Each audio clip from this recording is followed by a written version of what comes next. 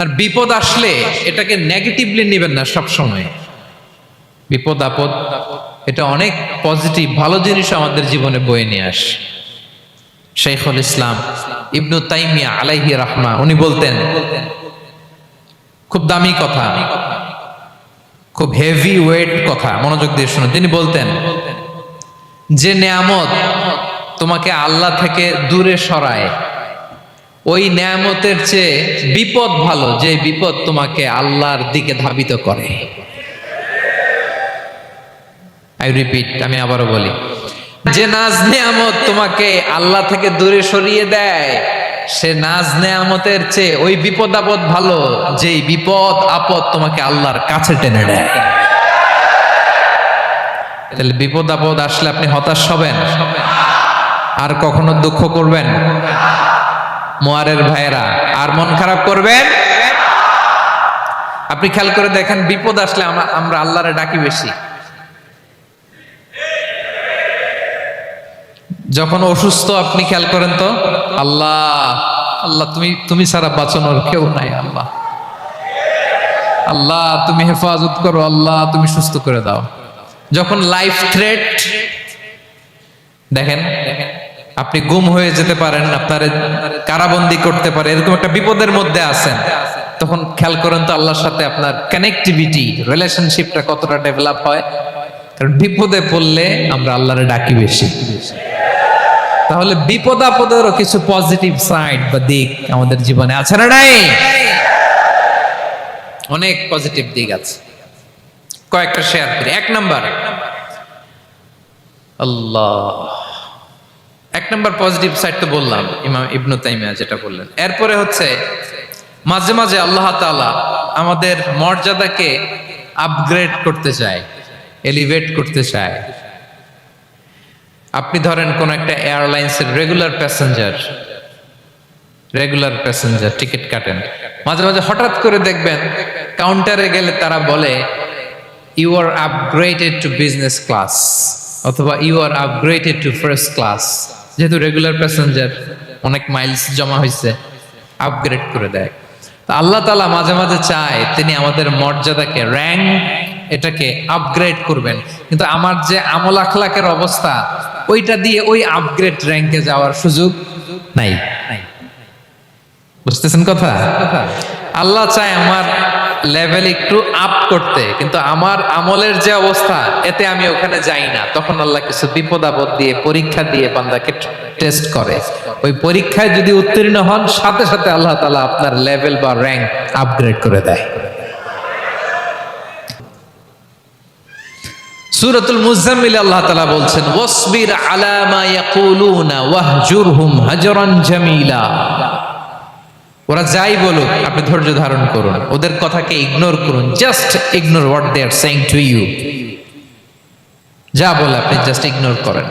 ওরা বিষ্ণু ঈসা ইসলামের মনোবলকে ভেঙে দেওয়ার জন্য কখনো বিষ্ণু ঈসা ইসলামকে কবি বলে গালি দিত। কবি কি বলতো? শায়ের। কখনো বলতো মজনুন, পাগল। নাউজুবিল্লাহ পড়বেন না? পাগল বলে গালি দিত। মাঝে মাঝে বলতো কাহিন, গণক। মাঝে মাঝে বিষ্ণু ঈসা ইসলামকে তারা বলতো আবতার, লেস কাটা। মুহাম্মদ, তোমার ছেলে নাই, তোমার বংশ নির্বংশ হয়ে গেছে, তোমার নাম নেয়ার মতো কেউ নাই। কপাল পোড়া। গোটা বিশ্বব্যাপী বিষ্ণু ঈসা ইসলামের সুনাম সুখ্যাতি ছড়িয়ে দিয়েছে কে? আকাশ বাতাস মাড়িয়ে, সাত আকাশ ছাড়িয়ে আল্লাহর আরশ পর্যন্ত আল্লাহ তাআলা বিষ্ণু নবীর সুনাম সুখ্যাতিকে সুউচ্চ করেছেন। ঠিক কিনা বলেন? ইগনোর করুন। আপনাকে কবি বলে, গণক বলে, আপনাকে পাগল বলে, আপনাকে লেস কাটা বলে, জাস্ট ইগনোর দেন। বর্তমান সময়েও নানা ধরনের ট্যাগ আমাদেরকেও দেয় কি দেয় না? বলেন, দেয়। আমাদেরকে কি বলে? মৌলবাদী বলে, বলে বলে ওই যে রাজাকার বলে। রাজাকার খেলার দিন শেষ। মন মতো হইলে মুক্তিযোদ্ধা, মন মতো না হইলে রাজাকার, এই দিন শেষ। ওই দিন আর নাই, এই কার্ড দিয়ে আর খেলার দিন নাই। এগুলো মানুষ আর খায় না এখন, এগুলো গিলে না আর। সাধারণ মানুষ বড্ড সচেতন। রাজাকার বলে, জঙ্গি বলে, যুদ্ধাপরাধী বলে, আছে না এরকম? ওয়াসবির আলা মা ইয়াকুলুন, নিজের সাথে মিলায় নেন, যা বলে ধৈর্য ধারণ করো।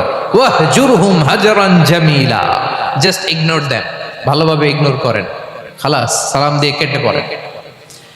তাহলে প্রিয় ভাইরা, এই বিপদ আপদ আমাদের পিছু ছাড়বে না, পিছু ছাড়বে না। নবীদের পিছু ছাড়ে নাই, আমরা কোথায়? আমরা আর কি? বিপদ আমাদেরকে ধৈর্য ধারণ করতে হবে, মনোবল হারাইলে হবে না। দেখেন বিশ্বনবী কিভাবে আপনাদেরকে সান্ত্বনা দেয়। বিশ্বনবী বললেন, আজাবান লি আমরিল মুমিন, মুমিনের ব্যাপারটা বড় আশ্চর্যজনক। ফাইন্না আমরাহু কুল্লাহু লাহু খাইর, মুমিনের জীবনে যা ঘটে সবটাই খাইর, সবটাই কল্যাণ। ইন আসাবাতহু সাররাউ শাকারা ফাকানা খাইরাল্লাহ ওয়া ইন আসাবাতহু দাররাউ সাবারা ফাকানা খাইরাল্লাহ। মুমিনের জীবনে যদি সুখ আসে তাহলে মুমিন শুকরগুজার হয়, এটা তার জন্য ভালো। আর যদি মুমিন জীবনে দুঃখ আসে তাহলে সে সবর ইখতিয়ার করে, এটাও তার জন্য ভালো। সুবহানাল্লাহ। তাহলে দেখেন, আমরা হয় সুখে থাকি নয় দুঃখে থাকি, ঠিক কিনা বলেন? তাহলে সুখের সময় আমরা শুকর করি, কি করি? শুকর গুজার হই। শুকরিয়া করো একটা ইবাদত, শুকরিয়া করো কি? আর দুঃখের সময় আমরা সবর করি, সবর করাটাও একটা। তাহলে আমাদের পুরো জীবনটাই ইবাদত, পুরো জীবনটাই সুখের সময় শুকর আর দুঃখের সময় সবর। আওয়াজ করে বলেন, সুখের সময় শুকর আর দুঃখের সময়। এই দুই ইবাদত মুমিন জীবনে চলমান, কন্টিনিউয়াস, একটা উইন উইন সিচুয়েশন। কি বলেন? উইন উইন হয়ে গেল না? যেই পরিস্থিতিতেই থাকে আমাদের জন্য লাভ। আল্লাহু আকবার। তাহলে প্রিয় ভাইরা, এটাই জীবনের বাস্তবতা। মানে তা পৃথিবীতে এই পরীক্ষার, এই আয়োজনের সবচাইতে বড় উদ্দেশ্য হচ্ছে যাতে করে আমরা দেখে যাই যে আমরা কি কাজ করছি। কেউ যখন পরীক্ষা দেয় প্রিয় ভাইরা, ওই পরীক্ষায় কত পাবে তার একটা হিসাব আছে না? বলেন, আপনি গণিত পরীক্ষা দিয়ে আসছেন, যে 100-তে 100 পাবে সে বলতে পারে আমার সব অঙ্ক হয়েছে, ঠিক কিনা বলেন? আর যে লাড্ডু গুড্ডু, লাড্ডু গুড্ডু বুঝছেন তো, কিছুই পারে নাই, ঘোড়ার ডিম, তারও একটা হিসাব আছে যে সে কিছুই লিখে আসতে পারে নাই। তাই পৃথিবীতে এই পরীক্ষার আয়োজনের প্রধানতম কারণ হচ্ছে যাতে করে আমরা বুঝে যেতে পারি যে আমরা কোথায় যাব, জান্নাতে না জাহান্নামে। প্রিয় সুধী, এ পর্যায়ে আমরা জানবো এই যে পরীক্ষা আল্লাহ তাআলা নিচ্ছেন আমাদেরকে, এই পরীক্ষায় সফল হওয়ার মূল মন্ত্র কি। কোরআনে বিভিন্ন আয়াতে এই পরীক্ষার কথা বলা হয়েছে এবং এই পরীক্ষার সফলতার মূল মন্ত্রও কোরআনে ঘোষিত হয়েছে। আলহামদুলিল্লাহ বলেন। যে আয়াত দিয়ে আমি শুরু করেছি, এই আয়াতে আল্লাহ তাআলা বলেছেন, ওয়াবাশশিরিস সাবিরিন, নবী হে, ধৈর্যশীলদেরকে আপনি সুসংবাদ দিন, ধৈর্যশীলদেরকে সুসংবাদ দিন। তার মানে বিপদে ধৈর্য ধারণ করতে হবে প্রিয় ভাইরা। ধৈর্য এমন একটা গাছ, এই গাছের সারা গায়ে কাটা, কিন্তু এর ফলটা বড় সুস্বাদু, এর ফলটা বড় মিষ্টি। ধৈর্য ধারণ করার অভ্যাস করতে হবে প্রিয় ভাইরা। মুমিন হতাশ হয় না, হাল ছেড়ে দেয় না। মুমিন ভরসা রাখে একজনের উপর, তিনি কে? লা তাইয়াসু মির রাউহিল্লাহ, ইন্নাহু লা ইয়াইয়াসু মির রাউহিল্লাহি ইল্লাল কওমুল কাফিরুন। আল্লাহর রহ থেকে, রহম থেকে নিরাশ হয়ে যাও না। কাফির ছাড়া, অকৃতজ্ঞ ছাড়া কেউ আল্লাহর রহ থেকে, আশা থেকে নিরাশ হয় না। শয়তানের সবচেয়ে বড় মিশন হলো আমাদেরকে হতাশ বানানো, এটা খেয়াল রাখবেন। শয়তানের সবচাইতে বড় মিশন কি? আমাদেরকে হতাশ করে দেয়া। হতাশ বানাইতে পারলে সে সাকসেসফুল, খুশি। কিন্তু আমরা এত সহজে হতাশ হই না, আমরা নিরাশ হই না, আমরা বিপদে হাল ছেড়ে দেই না, আমরা আমরা ভরসা রাখি এক মহান সত্তার উপর। তিনি কে? মনে থাকবে? বিপদ আসলে ভেঙে পড়বেন? ভিসা না হইলে কান্নাকাটি শুরু করবেন? ব্যবসায় লস হইলে হাউমাউ? হ্যাঁ, দেশ থেকে কোনো দুঃসংবাদ আসলে হতাশ হবেন? ভেঙে পড়বেন? ধৈর্য ধারণ করব আমরা। আওয়াজ করে বলেন, আমরা কি করব? সবর। বিপদ ট্যাকেল দেওয়ার প্রথম স্টেপ হচ্ছে সবর। ধৈর্য ধারণ করতে হবে। অবশ্যই সাবিরিন, ধৈর্যশীলদেরকে সুসংবাদ দাও। বিপদ থেকে বাঁচার দ্বিতীয় স্টেপ হচ্ছে এই বিপদ থেকে উত্তরণের চেষ্টা করতে হবে। কন্টিনিউয়াস প্রচেষ্টা চালিয়ে যেতে হবে। ওয়াল্লাযীনা জাহাদু ফিনা লানাহদিয়ান্নাহুম সুবুলানা। যারা আমার রাস্তায় চেষ্টা করে, প্রচেষ্টা করে, স্ট্রাগল করে, তাদেরকে আমি পথ দেখিয়ে দেই, সুবুল দেখিয়ে দেই, ওয়ে আউট দেখায় দেই, এক্সিট দেখায় দেই। কোথাও আটকাবেন না আপনি, আপনাকে এক্সিট দেখায় দিবে কে? মালয়েশিয়াতে কেলুয়ার বলে না? কেলুয়ার কি বলে চেনেন? কেলুয়ার মানে কি? এক্সিট। এক্সিট পেয়ে যাবেন, আটকাবেন না আপনি জীবনে কোথাও। 3 নাম্বার, আল্লাহর উপর তাওয়াক্কুল করতে হবে বিপদ আসলে। ওমান ইয়াতাওয়াক্কাল আলাল্লাহি ফাহুয়া হাসবুহ। আল্লাহর উপর যে তাওয়াক্কুল করে, আল্লাহই তার জন্য যথেষ্ট হয়ে যায়। তাহলে বিপদে প্রিয় ভাইয়ের আমরা প্যানিক হব না, ধৈর্য ধারণ করব, বিপদ থেকে উত্তরণের সর্বোচ্চ প্রচেষ্টা চালিয়ে যাব, আর ভরসা রাখবো একজনের উপর। তিনি কে? ওয়ালা ওয়াসাবিন ওয়ালা হাম্মিন ওয়ালা হুজনিন ওয়ালা আযান ওয়ালা গাম্মিন হাত্তা শাওকাতি ইউশাকুহা ইল্লা কাফফারাল্লাহু বিহা খাতায়া।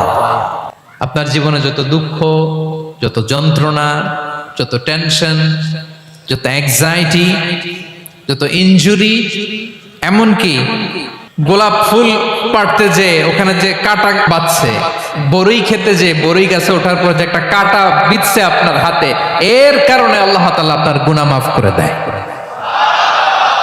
সুবহানাল্লাহ। তাহলে বিপদ আপদ দিয়ে আল্লাহ বান্দার মর্যাদাকে আপগ্রেড করে। বিপদ আপদে ফেলে আল্লাহ তাআলা বান্দার পাপ মোচন করে। বিপদ আপদ দিয়ে আল্লাহ তাআলা বান্দার শাস্তি মওকুফ করে। এমন পাপ করছেন, এটার জন্য শাস্তি বরাদ্দ হয়ে গেছে, কিন্তু আল্লাহ তাআলা ওই শাস্তি থেকে মাঝে মাঝে আপনাকে বাঁচাতে চায়, তখন কিছু বিপদ দিয়ে বান্দারে পরীক্ষা করে। উত্তীর্ণ হলেই আল্লাহ তাআলা ওই শাস্তিকে মওকুফ করে দেয়। তাহলে আসুন সামারি করি, পুরো আলোচনাটার সামারি করি। 1 নম্বর সামারি হচ্ছে বিপদ আপদ, পরীক্ষা, স্ট্রাগল, কষ্ট, এটা সুন্নাতুল্লাহি ফিদ দুনিয়া।